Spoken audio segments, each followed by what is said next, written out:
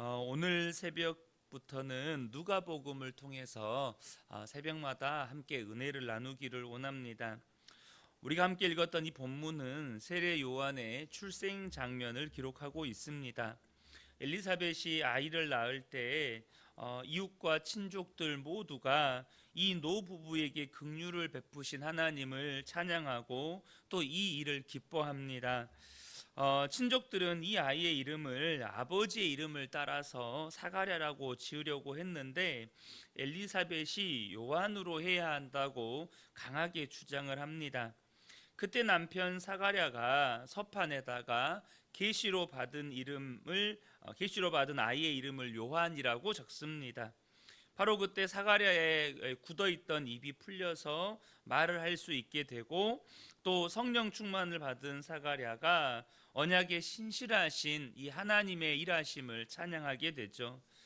먼저 우리가 여기에서 발견하게 되는 것 중에 하나는 뭐냐면 하나님의 구원의 역사에 쓰임받는 사람들의 공통된 특징이 하나 있는데 바로 성령 충만이라는 것입니다. 하나님은 하나님의 일을 이루실 때 하나님이 택하신 자들에게 성령의 충만을 부어주신다는 것이죠. 또한 이 놀랍고 신비한 하나님의 일하심은 하나님의 영으로만 이해할 수가 있습니다. 우리가 이 땅을 살아가면서 정말로 성령 충만을 구해야 하는 이유가 여기에 있습니다.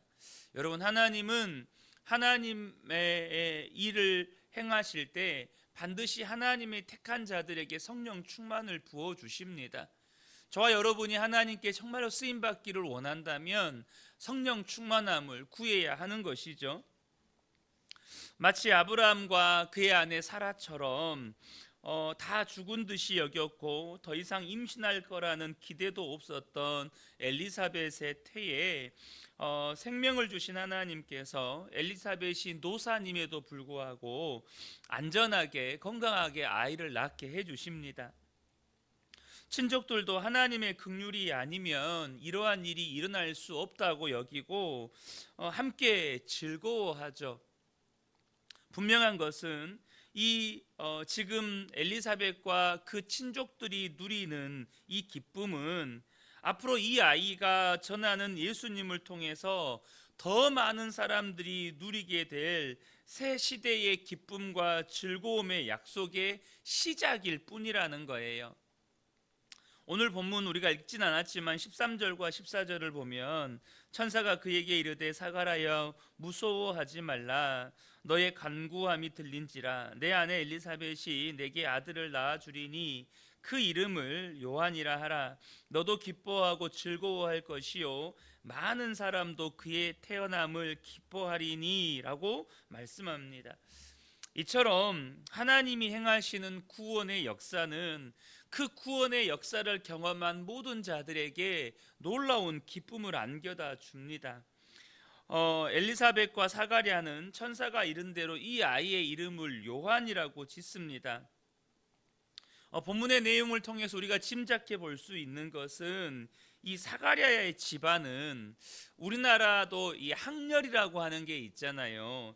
어떤 글자 돌림으로 이름을 짓죠. 그것과 비슷하게 아버지나 친족의 이름을 따라서 이름을 짓는 그런 문화와 전통이 있었던 것 같습니다. 그렇게 아버지의 이름을 따라 짓거나 친족의 이름을 따라 짓는 것은 그들에게 매우 익숙한 문화였던 것이죠. 61절을 보면 그들이 이르되 내 친족 중에 이 이름으로 이름한 이가 없다. 그러니까 아버지의 이름을 따라 똑같이 사가랴라고 지으려고 했었는데 오늘 본문을 보면 사가랴나 엘리사벳은 그렇게 자신의 집안의 전통이나 문화 익숙하고 이 통상적인 이 전통의 방법을 따르지 않고 하나님의 말씀에 순종했다는 것입니다. 이것은 단순히 이 부부가 신식 부부여서 집안의 문화를 쫓아서 이름을 지으면 이름이 너무 촌스러우니 우리는 좀 예쁜 이름, 현대식 이름을 짓겠다 이런 의미가 아니라 이 아이를 통해서 하나님께서 이루실 뜻과 계획에 순종했다는 이야기입니다. 이 아이의 삶과 이 아이의 운명은 사람이 아니라 하나님이 결정하신다는 믿음에서 하나님의 말씀에 순종하여 요한이라고 지었다는 것이죠. 여러분, 신앙은 단순합니다. 하나님을 믿으면 하나님의 말씀에 순종합니다. 아주 단순해요. 물론 우리의 믿음이 연약해서 때로는 하나님의 말씀 앞에서 갈등하기도 하고 고민하기도 하고 또 때로는 불순종할 수도 있죠. 그러나 결국에는 믿음이 있으면 순종으로 나아갑니다. 믿음이 있으면 하나님의 말씀에 순종한다는 것이죠. 입이 굳어서 말을 못하고 있던 사가랴가 이 천사를 통해서 받은 예언대로 서판에 요한이라고 이름을 쓰자 그 입이 풀려서 말을 하게 됩니다. 그런데 여러분, 이 사가랴가 말을 하게 되었을 때, 그러니까 입이 풀려서 말을 하자마자 처음 한 일이 뭐였냐면 하나님을 찬양하는 것이었습니다. 64절에 이에 그 입이 곧 열리고 혀가 풀리며 말을 하여 하나님을 찬송하니 라고 말씀합니다. 여러분, 이것을 통해서 우리가 한 가지 추측해 볼 수 있습니다. 무슨 말이냐? 사가랴가 입이 굳어서 말을 못하고 있다고 해서 그가 생각을 하지 못했다거나 혹은 눈으로 보지 못한 것은 전혀 아닙니다.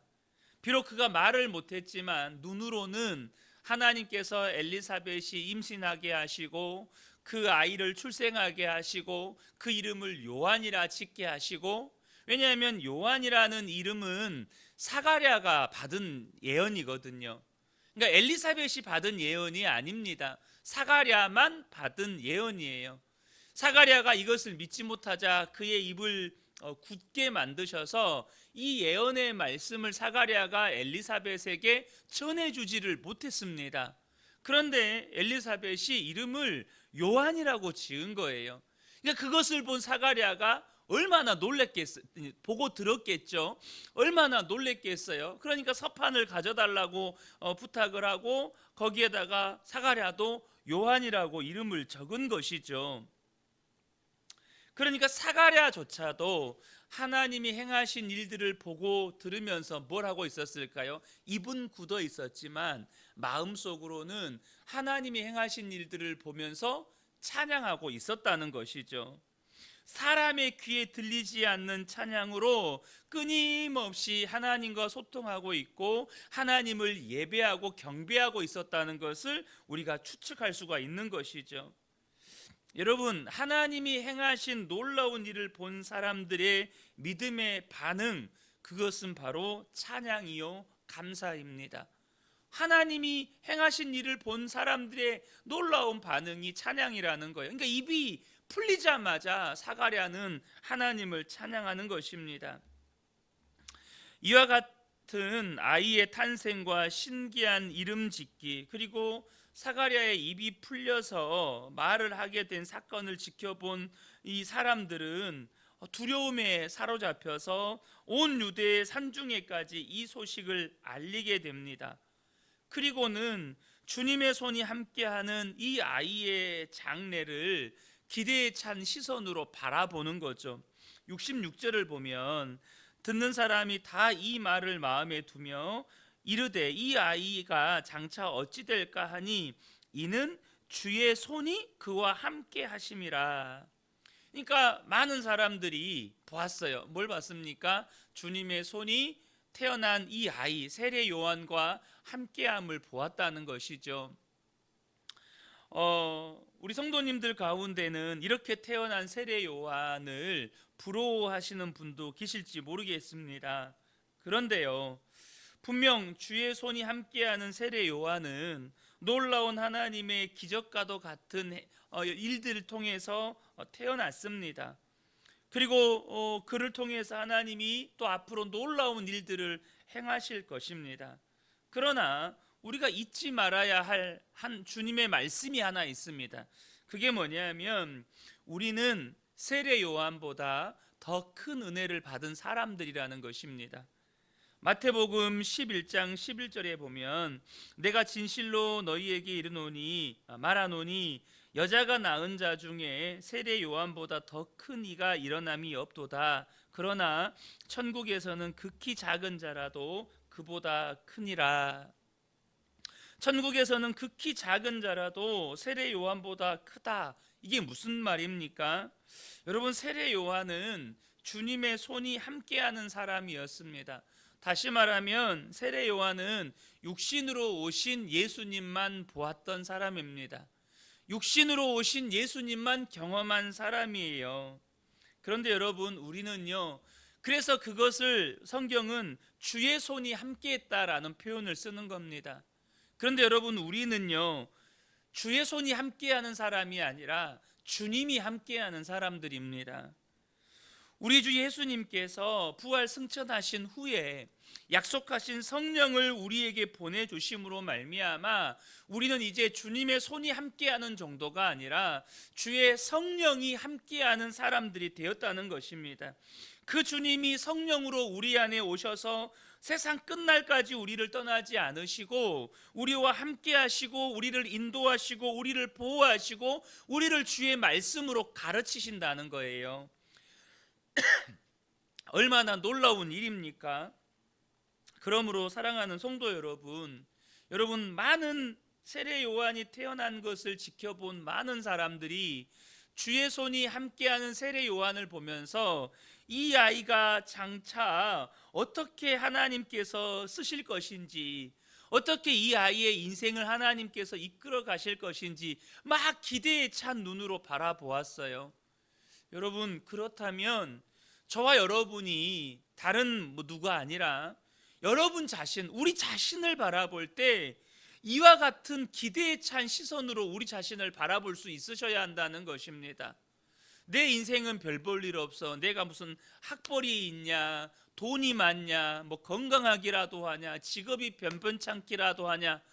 많은 사람들이 세상의 기준으로 자신을 바라보면서 스스로를 향해서 절망하고 낙심합니다. 여러분, 저와 여러분이 이 주님의 손이 함께하는 세례 요한을 당시 수많은 사람들이 어떻게 바라보았는지를 보셔야 돼요. 우리는 세례 요한과 비교할 수도 없는 큰 은혜를 받은 사람들입니다. 주님이 함께하는 사람들이에요. 그러므로 여러분, 저와 여러분이 우리 자신을 바라볼 때 여러분 기대에 찬 시선으로 바라보셔야 합니다. 하나님께서 내 인생을 어떻게 빚으실 것인가? 나를 더 얼마나 온전한 사람으로 빚어갈 것인가? 나를 통해서 하나님이 무슨 일을 우리 가정 안에, 우리 교회 안에, 또 내가 살아가는 삶의 현장에 하나님께서 나를 통해서 무슨 일을 행하실 것인가? 기대함으로 바라보셔야 한다는 것입니다. 여러분, 주님을 기대할 때 주님 일하십니다. 주님을 기대할 때 주님이 우리의 삶 가운데 하나님께서 계획하셨던 그 놀라운 일들을 행하신다는 거예요. 하나님을 찬양하는 사가랴의 입에서는 이스라엘을 향한 하나님의 예언이 흘러나옵니다. 그에게 요한의 출생은요, 이스라엘의 오랜 갈망과 하나님의 약속이 성취되기 시작하는 사건이었어요.